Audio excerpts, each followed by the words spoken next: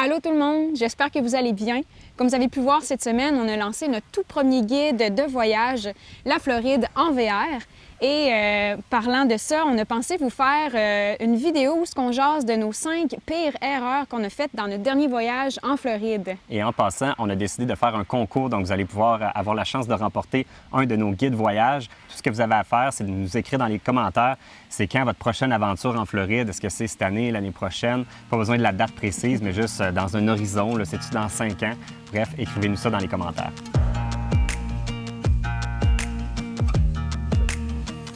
Notre première erreur a été de partir à une date fixe. On s'était dit qu'on allait passer le temps des fêtes avec nos familles au Québec, mais on s'était fixé comme date de départ le 2 janvier. Donc nous, le 2 janvier au matin, peu importe ce qui se passait, c'est certain qu'on partait cette journée-là. Puis on avait même planifié toutes nos réservations en prévision de cette date-là.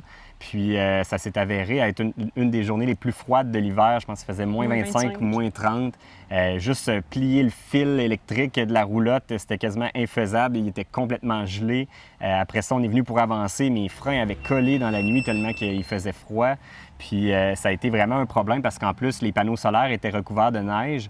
Puis il faisait tellement froid que les batteries ont vraiment été drainées assez rapidement. Puis on devait laisser rouler le chauffage. Donc même si le chauffage est au propane dans la roulotte, reste que ça prend de l'énergie pour faire tourner le fan pour la chaufferette. Puis le thermostat a besoin de batterie aussi.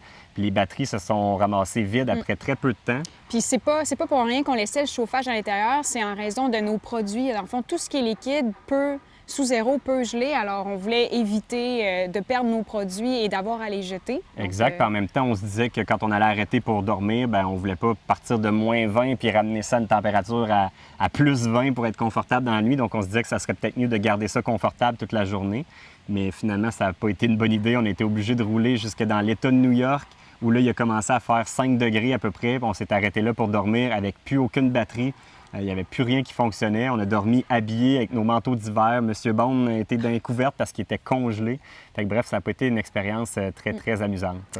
Alors, faut se dire qu'on n'est pas obligé de se mettre une date fixe, qu'on est mieux d'être lousse dans notre temps, dans notre jour de départ, de prévoir une journée moins froide si vous partez en janvier comme nous. Comme ça va vous éviter d'être stressé, ça va vous éviter de tuer vos batteries. Ouais. Notre deuxième erreur a été de commencer par visiter par le nord-est. En fait, ce qu'on voulait, c'est de visiter un peu comme dans le sens des aiguilles d'une montre. Donc, le nord-est, le sud-est, ensuite le sud-ouest pour aller vers le nord-ouest, pour revenir en mai. Par contre, ce qu'il faut savoir, c'est que le nord-est, au mois de janvier, c'est encore assez froid. Le jour, on parle autour de 15 degrés, à peu près 15 à 20 si on est chanceux. Puis les nuits sont assez fraîches. L'eau de l'océan est très froide, donc on oublie la baignade sur les plages du nord-est. L'avantage, par contre, c'est qu'il y a beaucoup moins de monde, puis c'est parfait comme température pour visiter des villes, comme je pense à Sainte-Augustine, si on a visité, on était vraiment super bien. Mais je vous dirais que le matin et le soir, il faut être habillé en long. Fait que c'est un petit peu plus frais, puis quand on visite la Floride en hiver, bien, on va là pour la chaleur, puis il fait pas si chaud que ça. Fait que je pense que ce qu'on aurait peut-être dû faire, c'est de commencer par le sud-est, après ça, faire le sud-ouest, remonter le nord-ouest, puis finir par le nord-est. Donc, c'est peut-être pas le chemin optimal au niveau de l'essence, mais ça aurait été le chemin optimal pour avoir de la belle température tout le long. Le nord-est, rendu au mois d'avril à peu près, d'habitude, c'est assez confortable comme température. Fait que je pense qu'on aurait dû y aller comme ça. Sauf qu'il y avait des activités qu'on s'est réservées à certaines périodes, comme le Tempo RV Show, le Daytona 500. Les lamentins aussi, tu sais, les animaux.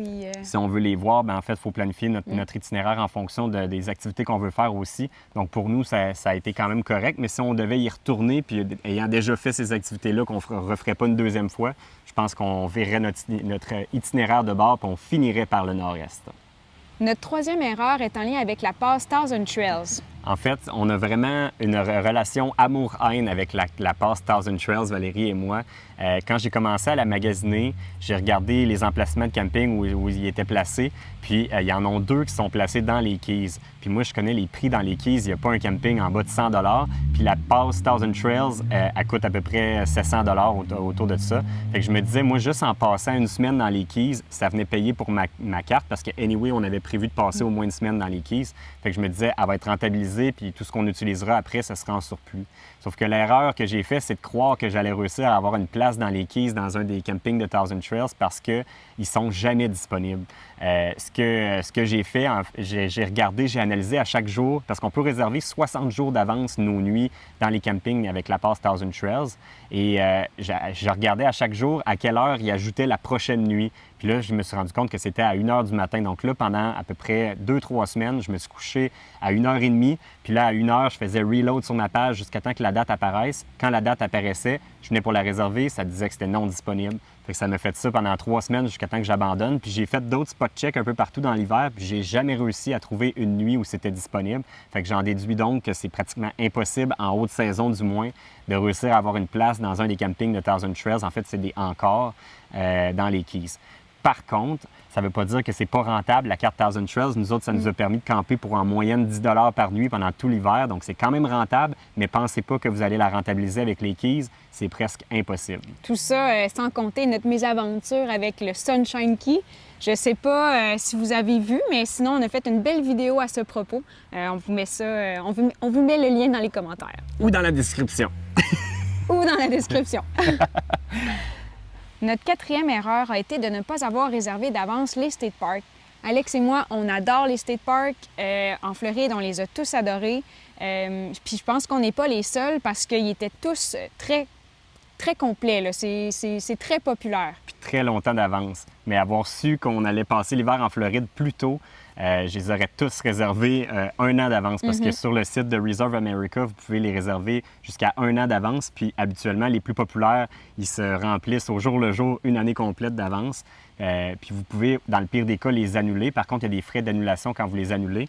Mais si vous savez d'avance que vous allez être en Floride, moi, j'aurais vraiment pris le temps de toutes les réserver pour être certain de pouvoir tous les visiter puis rester le temps que je voulais à chacun. C'est tellement une belle place, là, en fait, des belles places parce que tous les state parks sont magnifiques. Mais principalement, je pense que nos favoris, ça a été ceux dans les Keys, là, le John Pennekamp puis Bahia Honda State Park. C'est les deux plus beaux qu'on a vraiment aimés. Mais tous les autres aussi sont pas à négliger, sont tous beaux. Fait que si vous le savez d'avance, réservez-les 1 an d'avance. Puis si vous êtes comme nous, il y a moyen quand même de se débrouiller. On a réussi, nous autres, à la dernière minute, quasiment à toujours trouver des places. Je pense que c'est arrivé 2-3 nuits qu'on n'a pas réussi, puis on était obligé de payer le gros prix dans des campings standards. Mais sinon, on a réussi à se dépanner pas mal à la dernière minute. Donc, les 2 options sont possibles, mais c'est un petit peu plus stressant d'être à la dernière minute puis de risquer de ne pas avoir de place. La 5e et dernière erreur, même si on en a peut-être fait d'autres, mais en tout cas, c'est ceux-là que j'ai pensé à mettre dans notre top 5, c'est de ne pas avoir assez planifié de temps pour visiter la côte ouest. Les Québécois ont tendance à tous se diriger vers le sud-est parce que c'est là qu'il fait chaud, mais ça fait qu'il y a beaucoup de trafic, beaucoup de monde sur les plages, alors que du côté ouest, il y a moins de monde et les plages sont encore plus belles. De notre côté, ce qu'on a fait, c'est qu'on a passé à peu près le 2/3 du côté est et le 1/3 du côté ouest. Je pense que ce qu'il aurait fallu qu'on fasse, c'est moitié-moitié, en fait, parce qu'on a eu des belles recommandations, ce qui fait qu'on a manqué le Anna Maria Island et le Panhandle. Mais l'avantage, c'est que ça nous permet d'y retourner à un autre moment donné. Ça nous donne une bonne raison de retourner en Floride dans les hivers prochains. Exact. Ça fait le tour de nos 5 erreurs de planification de nos aventures en Floride. C'est un peu ça la raison pour laquelle on a décidé de créer ce guide vidéo-là, parce qu'on a tellement fait de recherches, on a appris de nos erreurs, fait qu'on s'est dit qu'on allait vous en faire bénéficier avec ce guide-là.